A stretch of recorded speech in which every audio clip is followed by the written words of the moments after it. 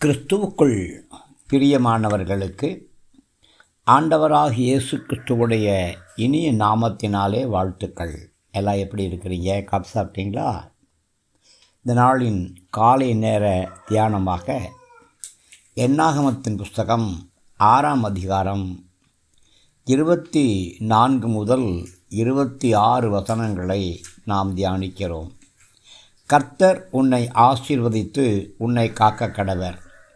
கர்த்தர் தம்முடைய முகத்தை உன்மேல் பிரகாசிக்க பண்ணி உன்மேல் கிருபையாயிருக்க கடவர். கர்த்தர் தம்முடைய முகத்தை உன்மேல் பிரசன்னமாக்கி உனக்கு சமாதானம் கட்டளையிட கடவர் என்பதே. பிரியமானவர்களே, தேன் கொட்டக்கூடிய ஆசீர்வாத வசனங்கள் இவை. உலகிலே கிடைக்காத மிகப்பெரிய ஆசீர்வாதங்கள் இதிலே இருக்கிறது.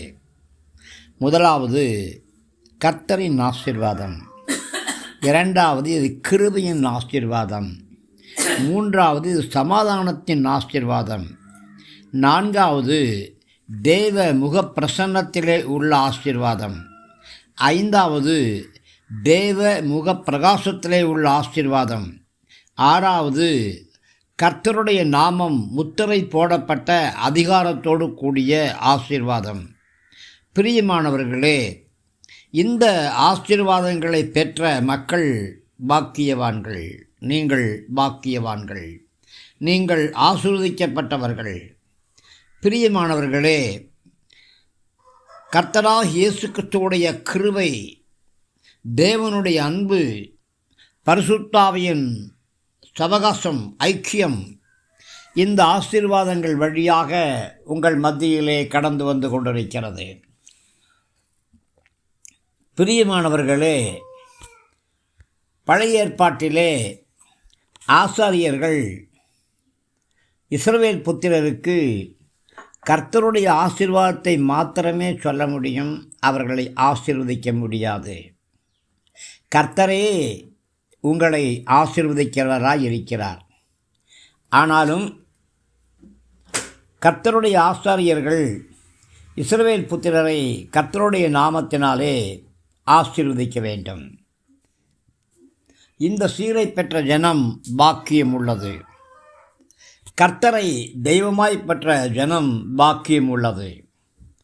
பிரியமானவர்களே, கர்த்தருடைய ஊழியர்கள் கர்த்தருடைய நாமத்தினாலே உங்களை ஆசீர்வதிக்கும் பொழுது அந்த ஆசீர்வாதங்கள் உங்கள் மேலும், உங்களுடைய குடும்பத்தின் மேலும், உங்களுடைய திருச்சபையின் மேலும், உங்களுடைய தலைமுறையின் மேலும் வந்து பலிக்கும்.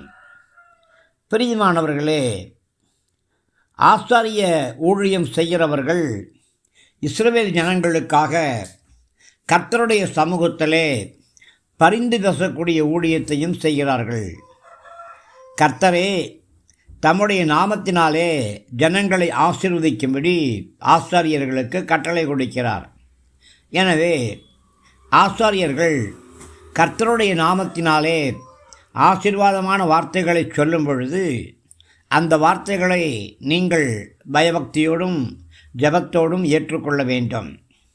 பிரியமானவர்களே, மக்களை ஆசீர்வதிக்கும்படியான அந்த அதிகாரத்தை கர்த்தர் தம்முடைய ஊழியர்களுக்கு கொடுத்திருக்கிறார். தங்களுக்கு கொடுக்கப்பட்டிருக்கிற இந்த தெய்வீக அதிகாரத்தை ஊழியர்கள் கீழ்ப்படிந்து பயன்படுத்த வேண்டும். யாருக்கு? கர்த்தருக்கு கீழ்ப்படிந்து, கர்த்தர் எனக்கு கொடுத்திருக்கிற இந்த அதிகாரத்தை கர்த்தருடைய நாமத்தினாலே இந்த ஜனங்கள் மேலே வைக்கிறேன் என்று சொல்லி கீழ்ப்படிந்து ஜனங்களை ஆசீர்வதிக்க வேண்டும். பிரியமானவர்களே, கர்த்தருடைய ஊழியர்கள் தேவ ஜனங்களை ஆசீர்வதிக்கும் பொழுது அவர்களை பார்த்து ஆசீர்வாதமான வார்த்தைகளை சொல்ல வேண்டும். பிரியமானவர்களே, ஜனங்களை கண்ணோக்கி பார்த்து அவர்களை ஆசீர்வதிக்க வேண்டும். நம்மை ஆசீர்வதிப்பதுதான் இயேசு கிறிஸ்துவுடைய ஊழியம். கிறிஸ்துவானவர் நம்முடைய மகா பிரதான ஆசாரியராய் இருக்கிறார். அவர் பிதாவுடைய சமூகத்திலே நமக்காக எப்பொழுதும் பரிந்து பேசிக் கொண்டிருக்கிறார். இயேசு கிறிஸ்துவுடைய ஊழியம் நம்மை ஆசீர்வதிக்கிற ஊழியமாயிருக்கிறது. அப்போஸ்தலர் 3ஆம் அதிகாரம் 26ஆம் வசனத்திலே அவர் உங்கள் எல்லோரையும் உங்கள் பொல்லாங்களிலிருந்து விலக்கி உங்களை ஆசீர்வதிக்கும்படியாக தேவன் தம்முடைய பிள்ளையாகிய இயேசுவை எழுப்பி முதலாவது உங்களிடத்திற்கே அவரை அனுப்பினார் என்று சொல்லப்பட்டிருக்கிறது. பிரியமானவர்களே, கர்த்தருடைய ஊழியக்காரர்கள் விசுவாசிகளை ஆசீர்வதிக்க வேண்டும். விசுவாசிகளை சபிக்கக்கூடாது, சாபமான வார்த்தைகளை சொல்லக்கூடாது. ஊழியர்கள் விசுவாசிகளை ஆசீர்வதிக்கும் பொழுது அல்லது சக ஊழியர்களை ஆசீர்வதிக்கும் பொழுது அதை பெற்றுக்கொள்ள விசுவாசிகள் சக ஊழியர்கள் தகுதியுள்ளவர்களாக இருந்தால் அந்த ஆசீர்வாதங்கள் அவர்கள் மேலே சென்று பலிக்கும். ஒருவேளை இந்த ஆசீர்வாதங்களை பெற்றுக்கொள்ள அவர்கள் தகுதி இல்லை என்று சொன்னால் அந்த ஆசீர்வாதங்கள் திரும்ப உங்களிடத்திலே கடந்து வரும். தைரியமாக மக்களை ஆசீர்வதியுங்கள். முழு இதயத்தோடு மக்களை ஆசீர்வதியுங்கள். கர்த்தருடைய வார்த்தைகளையும் சத்தியங்களையும் கட்டளைகளையும் ஜனங்களுக்கு சொல்லும் வாயாக கர்த்தருடைய ஊழியக்காரர்கள் இருக்கிறார்கள். தங்கள் வாயினால் போதிக்கிற உபதேசம் பண்ணுகிற ஊழியக்காரர்கள் தங்கள் வாயினால் ஆசீர்வதிக்கவும் வேண்டும். பிரியமானவர்களே, ஆசாரியர்கள் இஸ்ரவேல் புத்திரரை எவ்வாறு ஆசீர்வதிக்க வேண்டும் என்று கர்த்தர் சொல்கிறார். ஆம், கர்த்தருடைய பிரமாணத்துக்கு கீழ்ப்படிந்து கர்த்தருடைய ஆசீர்வாதங்களும் நம்மிடத்திலே தங்கியிருக்கும். கர்த்தருடைய பிரமாணங்களும் வாக்குத்தத்தங்களும் நமக்காகத்தான் கொடுக்கப்பட்டிருக்கிறது. அதே போல அவருடைய ஆசீர்வாதங்களும் நமக்காகத்தான் கொடுக்கப்பட்டிருக்கிறது. இஸ்ரவேல் புத்திரர் எவ்வாறு ஆசீர்வதிக்கப்பட வேண்டும் என்று கர்த்தர் சொல்லும் பொழுது அந்த ஆசீர்வாதமான வார்த்தைகளிலே கர்த்தர் என்ற நாமம் 3 முறை சொல்லப்பட்டிருக்கிறது. அவருடைய நாமம் ஒவ்வொரு முறையும் சொல்லப்படும் பொழுதும் அது ஒவ்வொரு துணியில் உச்சரிக்கப்படும் என்று வேத பண்டிதர்கள் சொல்கிறார்கள். பிரியமானவர்களே, கர்த்தர் நம்மை ஆசீர்வதிக்கிறவர். அவரே எல்லா ஆசீர்வாதங்களுக்கும் காரணகர்த்தா. நன்மையான எல்லா ஈவுகளும் கர்த்தரிடத்திலிருந்து மாத்திரமே புறப்பட்டு வருகிறது. எல்லா ஆசீர்வாதங்களின் ஊற்றும் கர்த்தர்தான். பிரியமானவர்களே, கர்த்தர் உன்னை ஆசீர்வதிக்க கடவர் என்றும் கர்த்தர் தம்முடைய முகத்தை உன்மேல் பிரகாசிக்க பண்ண கடவர் என்றும் நீங்கள் மக்களை ஆசீர்வதிக்க வேண்டும். அப்படி நீங்கள் மக்களை ஆசீர்வதிக்கும் பொழுது உங்களுடைய வாயின் வார்த்தைகள் வழியாக மக்கள் ஆசீர்வதிக்கப்படுவார்கள்.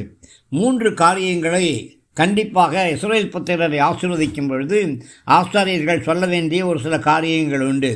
1, கர்த்தர் உன்னை ஆசீர்வதிக்க கடவர். 2, கர்த்தர் உன்னை காக்க கடவர். 3, கர்த்தர் தம்முடைய முகத்தை உன்மேல் பிரகாசிக்க பண்ண கடவர். 4, கர்த்தர் உன்மேல் கிருதியாய் இருக்க கடவர். 5, கர்த்தர் தம்முடைய முகத்தை உன்மேல் பிரசன்னமாக்க கடவர். 6, கர்த்தர் உனக்கு சமாதானம் கட்டளையிட கடவர். பிரியமானவர்களே, இந்த வார்த்தைகளை சொல்லும் பொழுது தேவனுடைய ஜனத்துக்கும் கர்த்தருக்கும் உள்ள உறவு வெளிப்படுகிறது. நம்முடைய கர்த்தர் ஆசீர்வதிக்கிறவராய், நம்முடைய கர்த்தர் காக்கிறவராய், நம்முடைய கர்த்தர் பராமரிக்கிறவராய், நம்முடைய கர்த்தர் நேசிக்கிறவராய், தம்முடைய முகத்தை பிரசன்னமாக்கக்கூடியவராய், சமாதானம் தரக்கூடியவராய் இருக்கிறபடியினாலே கர்த்தருடைய நாமத்தினாலே ஒவ்வொரு பிள்ளைகளையும் கர்த்தருடைய ஊழியர்கள் ஆசீர்வதிக்கிறவர்கள். அந்த ஆசீர்வாதங்கள் கர்த்தருடைய நாமத்தினாலே கர்த்தருடைய வார்த்தைகள் என்று சொல்லும் பொழுது நிச்சயமாக அந்த ஆசீர்வாதங்கள் உங்கள் மேல் வந்து வலிக்கும். கர்த்தருடைய கரம் உங்களோடு கூட இருப்பதாக. ஆமேன், ஆமேன், ஆமேன்.